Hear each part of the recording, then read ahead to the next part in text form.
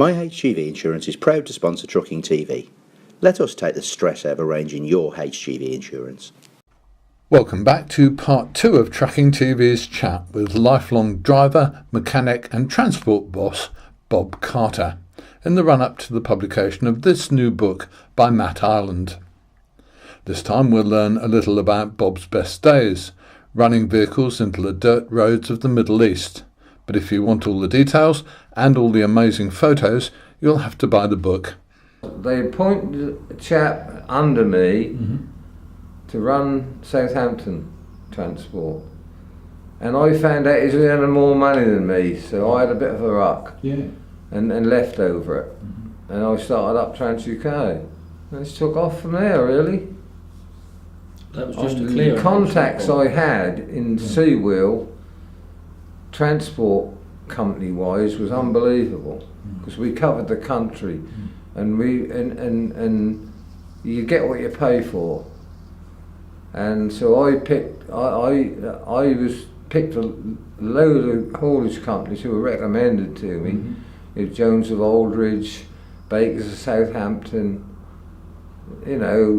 Pitter Brothers of Southampton, and all the local boys round here, Munson's and all them. When I started out on my own, I didn't have to hunt for transport.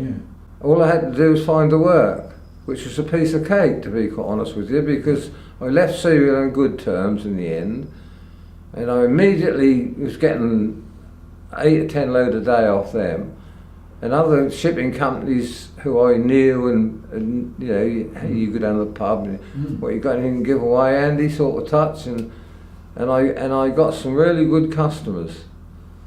Overdorp in Holland came from a firm called Seaspan Freight, run by a chap named Andy, and that just went off. And then and we started Germany, started doing groupage to Germany, and then one day a chap came to me and said, all this Middle East is going. This was about in '74, and the Middle East, I thought, yeah, why the hell not? If the even buggers can do it, we can do it. So I had a meeting or two with the customer. Who approached me. He was using the Bulgarians and losing loads, not losing loads, but losing contact with loads, which is easy to do on that run. You could know mobiles, no bugger all. You had a telex when you could find one, and I thought, well, I've never asked anyone to do something that I couldn't do. So I thought, right, if we're going to do it, we're not going to send one trailer. So we arranged for 4 trailers, and I arranged to take the car. I thought, well, I'm going to do, and I was find what's what. And we went round, we found the agents, we had a piece of cake of a trip, really.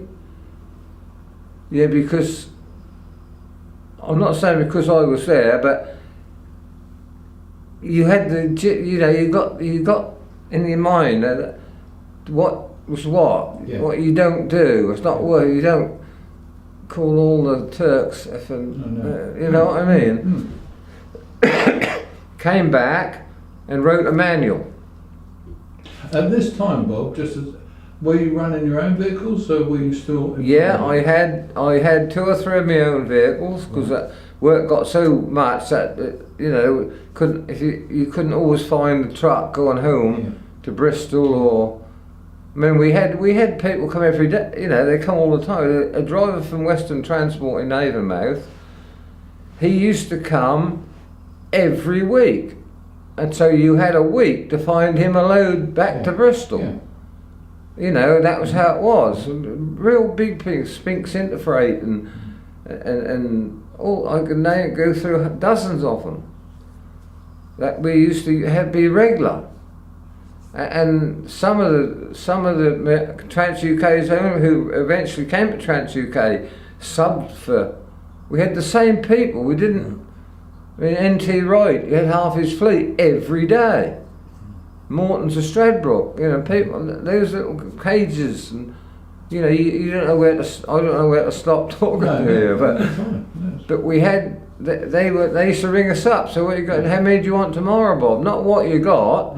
How many can can you deal with tomorrow? So you must have been getting them a good deal from the customers and for you. I wouldn't, getting good business. Yeah. I wouldn't say that we were ruled by cost, but I knew from Seawheel days. See, without me being at Seawheel, I couldn't have done what I did at Trans UK, not as quickly. Right. What the rates were. I knew that Jones of Haulage wanted X amount from Walsall to Felixstowe or whatever, and you have that in the back of your mind. Somewhere you got, so I've got 20 tonne of bricks here for Walsall. What do you want for that? 60 quid? Yeah, Jones, you'll do that 52. Yeah, we'll have that. Yeah. You know. So when you started the Middle East stuff, you started with going out to escort your boys, haven't you? Yeah, I went out to be a wagon master, as it were. Right. Because I weren't going to send them out in places like that without me knowing what it was like. Yeah. And we had a surprisingly gentle trip, really. Had a bit of bad weather, but all in all, that's how you get on with people. Yeah. That's what I find. We had a chap in Istanbul. Well, it wasn't Istanbul. He was in Edirne, young Turk, and he'd come and visit our office. And I mean, Ian Sheriff was the editor of the Commercial Motor at that time, and he said, "I'm going to send a bloke down to you." So this young Turk must have got in touch with the mags, and we just clicked, just like that. And then, out of the blue one day, another Turk came. He said, "You go to Istanbul, Mr. Bob?" Because they don't call you Bob Carter, it's Mr. Bob. I said, "Yes." He said, "Do you take tractors?" I said, "Take anything, mate. You pay the money, we'll go." And he became another huge customer. And friends of his came. There was no big banners in the paper, "We go to Istanbul," or that. That was word of mouth all the time. And then that just grew. And the only thing what stopped us was I considered that when the Shah got booted out, that hassle wasn't worth it for the people. I wrote the money, that wasn't worth it. And you read books now where even Frederici, people like that, had trucks stuck for months, couldn't get out, empty trucks, couldn't get out of the country. So we didn't stop straight away with Iran, but when the Russians went into Afghanistan, that was too much. A step too far. We had a driver come back. He said, "I saw some dead Russian soldiers." I'm going, "Fuck off." You know, there was actually nothing in the paper, nothing on the telly. But within weeks, mate, that was well known. And so his was the last truck that was stuck in that. In fact, that was stuck with gearbox trouble in Kabul. And we've got a picture. There's pictures of it somewhere, isn't there? In Afghan International Yard. And we shipped him back into Pakistan and brought him back by boat from Karachi. That was the last one.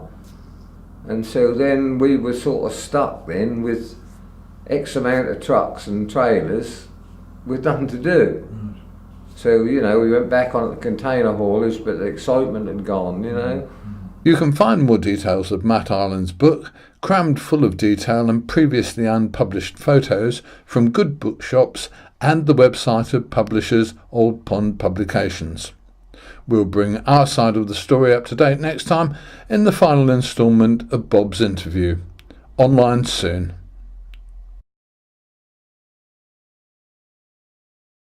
Why not give us a call on 0161 410 1061 when you're arranging your HGV insurance, or visit our website at www.myhgvinsurance.co.uk or our Facebook page at HGV Insurance. and let us take the stress out of arranging your HGV insurance.